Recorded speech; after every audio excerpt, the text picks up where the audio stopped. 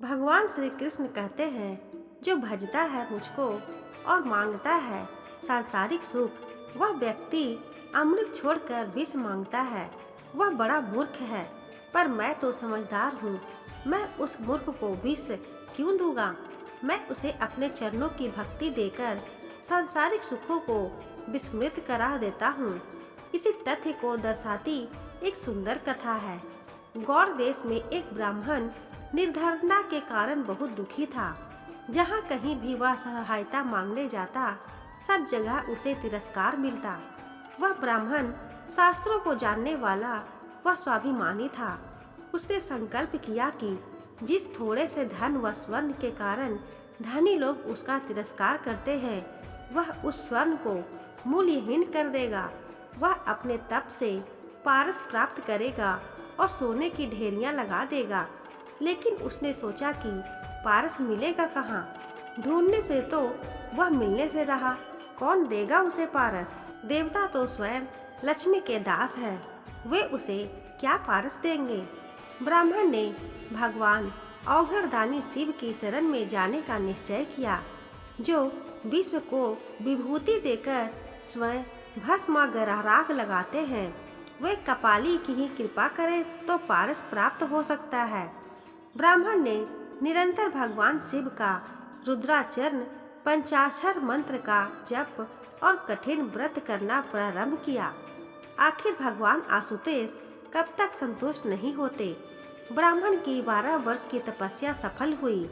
भगवान शिव ने स्वप्न में दर्शन देकर कहा, तुम वृंदावन में श्री सनातन गोस्वामी के पास जाओ, उनके पास पारस है और वे तुम्हें दे देंगे। श्री सनातन गोस्वामी के पास पारस है और वे उस महान रत्न को मुझे दे देंगे। भगवान शंकर ने कहा, है तो वे अवश्य दे देंगे। ऐसा सोचते हुए ब्राह्मण वृंदावन की ओर चला जा रहा था। खुशी के मारे यात्रा की थकान व नींद उससे कोसों दूर चली गई थी। वृंदावन पहुंचने पर उसने लोगों से श्री सनातन गोस्वामी का पता पूछा। लोगों ने वृक्ष के नीचे बैठे अत्यंत कृशकाय कौपीनधारी गुदरी रखने वाले वृद्ध को श्री सनातन गोस्वामी बतलाया। चैतन्य महाप्रभु जी के शिष्य सनातन गोस्वामी वृंदावन में वृक्ष के नीचे रहते थे। भीख मांगकर रूखी सूखी खाते, फटी लंगोटी पहनते और गुदड़ी व करवा साथ में रखते थे। 8 प्रहर में केवल 4 घड़ी सोते और शेष समय श्री कृष्ण नाम का कीर्तन करते थे। एक समय वे विद्या, पद, ऐश्वर्य और मान में लिप्त थे। बंगाल के कर्ता धर्ता थे, किंतु श्री कृष्ण कृपा से, श्री कृष्ण प्रेम की मादकता से ऐसे दिन बन गए कि परम बैरागी बनकर वृंदावन से ही गोलोक पधार गए। ब्राह्मण ने मन में कहा, यह कंगाल सनातन गोस्वामी है, ऐसे व्यक्ति के पास पारस होने की आशा कैसे की जा सकती है?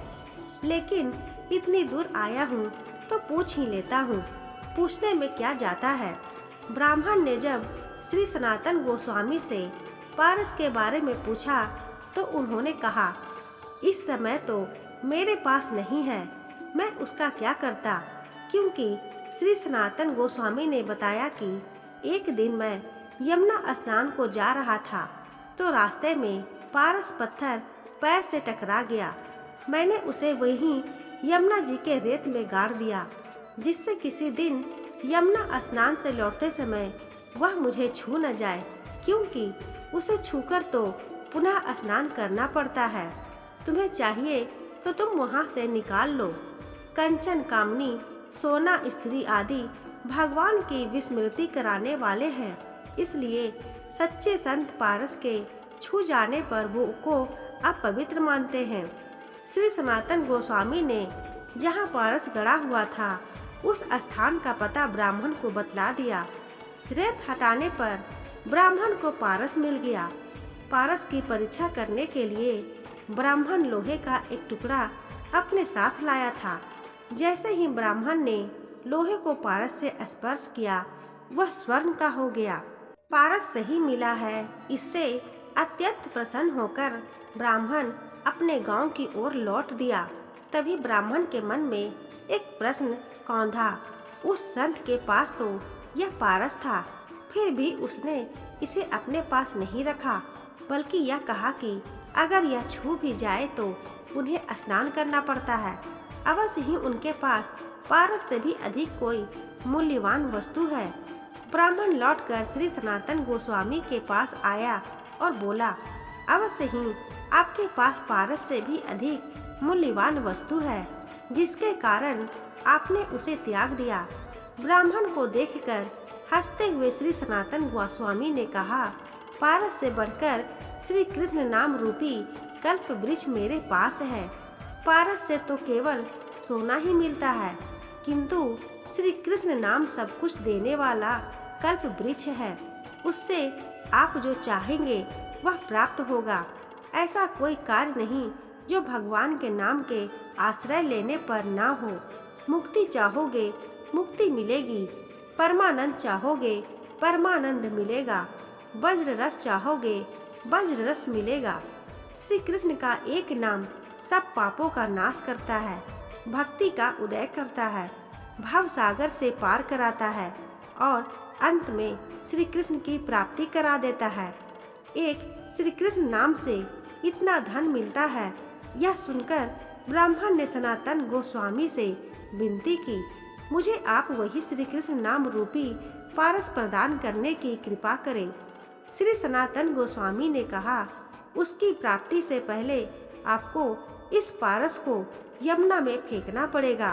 ब्राह्मण ने यह गया पारस कहते हुए पूरी शक्ति से पारस को यमुना में दूर फेंक दिया। भगवान शिव की दीर्घकालीन तपस्या वह संत के दर्शन से ब्राह्मण के मन व चित्त निर्मल हो गए थे। उसका धर्म का मोह समाप्त हो गया और वह भगवान की कृपा का पात्र बन गया। श्री सनातन गोस्वामी ने उसे श्री कृष्ण नाम की दीक्षा दी। वह श्री कृष्ण नाम जिसकी कृपा के एक कण से करोड़ों पारस बन जाते हैं। नाम रूपी पारस से तो सारा शरीर ही कंचन का हो जाता है। जो मेरे नामों का गान करके मेरे समीप प्रेम से रो उठते हैं, उनका मैं खरीदा हुआ गुलाम हूँ। यह जनार्दन दूसरे किसी के हाथ नहीं बिका है।